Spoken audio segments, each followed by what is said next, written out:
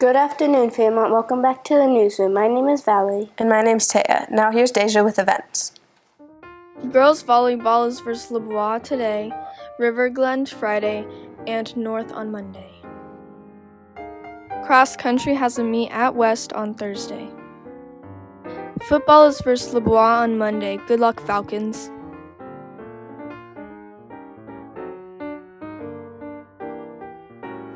Hi, it's Mrs. Jensen in the library. We have some special challenge for you for this year. It is a game. It's called the 10 Book Reading Challenge. There are 10 different kind of books to read and a playing card on the back for you to keep track of them. And as you go, you get prizes. So the first prize would be at 5 books, you win a game, little tiny game, a pack of Uno cards or a little Rubik's Cube. And then at 10 books, you get a new book. But as you complete this, we're going to put you into a Google Classroom, and there'll be pop-up prizes as we go. So it'll be a lot of fun, and all you have to do is come to the library, get your playing card that you'll keep in your binder so that you can show us what you're reading, and then we will offer prizes and have some fun times. And this is a great way to keep track of your reading. So I hope you'll come and join us. Come to the library.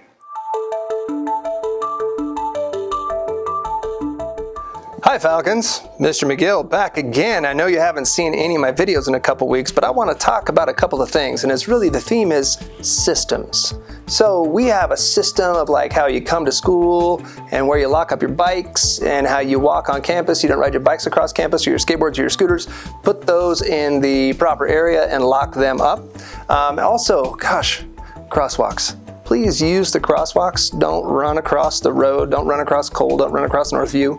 Follow the rules. They're in place. It's a system that we follow to make sure everybody's safe. Also, our systems for our break and our lunches. So when you are in the cafeteria, that's our kind of hangout zone, chill zone. So be seated and hang out with your friends. That's where you're going to be seated to eat. You're not going to be running around. If you want to go do those things, you go outside. Or you go to the gym and play some of the organized stuff going on in there. But the cafeteria is a place where you sit and you chill with your friends. That's kind of our system for our unstructured time. Same thing during break. You get your food, sit down. When you're done, you take off. Or there's even food that they offer that you can get in the building. So I mentioned all the bike racks. Make sure you lock up your bikes. And also quiet in the halls. When you come in from lunch or come in from break, it needs to be quieter. It is pretty noisy, and you know who you are. So quiet down a little bit. When you come in from lunch, understand that classes are still happening. So you need to be quiet. Don't slam your lockers. Don't make excessive noise. And when you are in the hallways, please walk on the right side best you can. I know there's a couple of intersections. You have to kind of make some room for people. But in general, when you're walking down the hall, you walk on the right side. You don't walk as groups. That's intimidating to some people, so we don't want you doing that. Also, it takes up too much space. Back to the devices, man, so many of you have done a great job making sure your phones are put away, electronics are put away, but they're not supposed to be out during the academic day. From 7:50 to 2:30, all your electronics except your Chromebook, but your AirPods, your phones, all those things need to be put away during the school day. Thank you for following all of our systems, Fairmont. Hello Fairmont Falcons, Mr. Roberts here. Just wanted to come on and thank you all for the first 4 weeks of school. We're about halfway through our first quarter. We've been doing a great job. I just want to remind everybody about our Falcons RISE values. And again, RISE stands for respect, integrity, support, and effort. In this first quarter, we are focusing on respect. So just a reminder to everybody to be treating everybody kindly, treat others how you would like to be treated. And I just encourage everyone, no matter what, if someone disagrees with you or you have a different point of view or whatever it happens to be, even if you disagree, everyone still deserves respect. Thanks, Deja. Now here's Atticus with new teachers. There are a lot of new teachers at Fairmont this year, and we wanted to get to know some of them better. Why did you decide to go into education? I decided to go into education because I had some amazing teachers growing up, and they influenced me greatly and inspired me, and and they changed my life. And so I was like, I want to do that. I want to change lives and inspire people. So I had Mr. Van Sciver as my 6th grade teacher, and then Mrs. Link, my theater teacher throughout high school. And they're the 2 reasons why I became a teacher, and plus many others along the way. But they inspired me, and I wanted to inspire others as well. I spent about 23 years in architectural and engineering fields, so I joined education to actually share a little bit of my passion and knowledge. When I saw how teachers changed kids' lives and how much they impacted them, I wanted to be a part of that. And I think being in education is very rewarding, and I just wanted to join the community and be able to experience that, and I love it. What do you like most about Fairmont so far? What I like most about Fairmont so far are the students. They have been fantastic. They have exceeded all my expectations so far. I am so excited to see what else they can bring to the table because it's been so much fun in my theater classes with them. Fairmont is my first experience with it at a junior high. So normally I've been at a high school and taught adults. So this is kind of a new experience for me at a junior high level. I love the staff. I love being able to get to know these kids, and the community they're very supportive, and I love being able to get to know the students and the staff. They've all been amazing.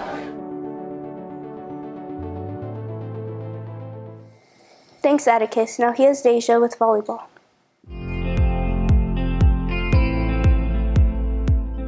The girls' volleyball team has been playing for a little while, and we wanted to see how they were doing. What's been your biggest challenge this season? Probably people calling out their ball and people knowing their positions.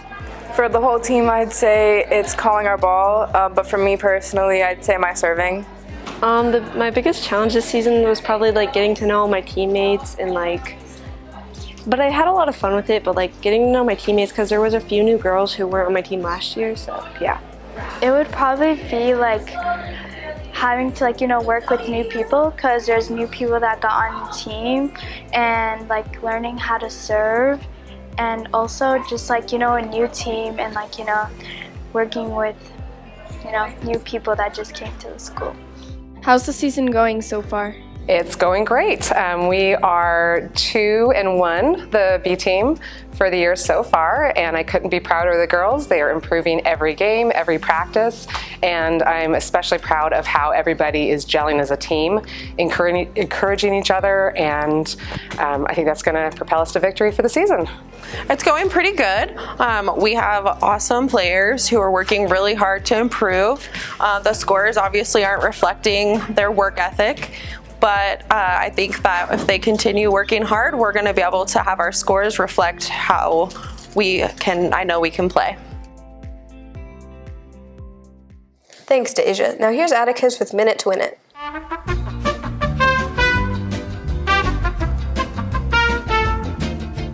Welcome back to Minute to Win It. This week we have Miss Overlander and Miss Kaiser.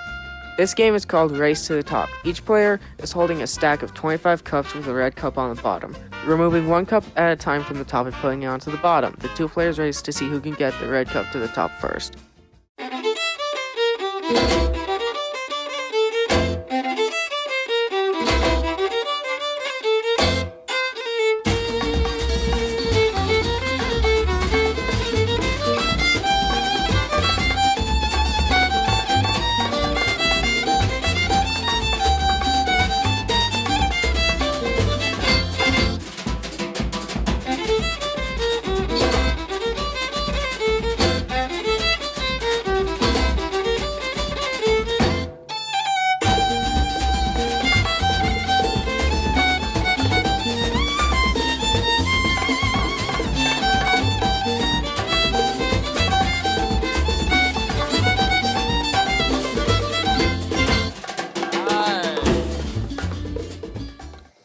Thanks, Atticus, and thanks for all the teachers that participated. That's all the time we have for today. Thanks for tuning into the newsroom. Guys, everything messed up. Everything is wrong. It's all over.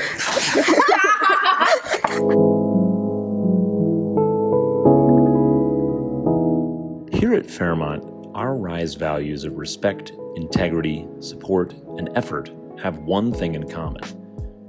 They are all enhanced when we are kind to one another. Next week at Fairmont, we will be celebrating kindness all week. This video gives you some insight into why kindness is scientifically proven to be good for our health and overall well-being.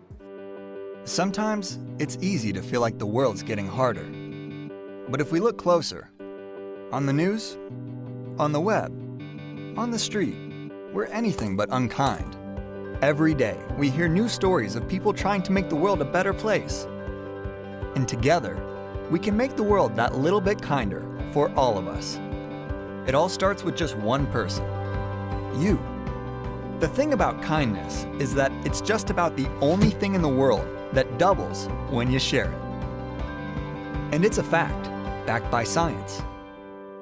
Studies have shown that if you perform just one random act of kindness a day, you'll not only reduce your stress, anxiety, and depression, but your body is flooded with the same hormones that make you and the person you've helped calmer, healthier, and happier.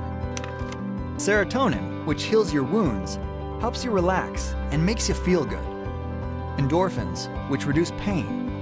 And oxytocin, which reduces blood pressure and makes you feel more loving and loved. You'll both be more energized, feel less aches and pains, more confident, and could even live longer. And if other people see you helping someone else, they'll be filled with those same feel-good hormones, meaning they're significantly more likely to pay it forward. Like taking that extra moment to hold the elevator for someone, spotting a coffee for a stranger who's just a few cents short, giving your neighbor a hand with their groceries, even just smiling and meaning it. It doesn't take much, but it can make a huge difference for everyone. Those people you've helped will help other people, and those other people will help even more people. And those random acts of kindness can start a chain reaction that can spread across an entire community, a city, a country, and with enough of us, the world. Now, isn't that the world we all want? And it all starts with one.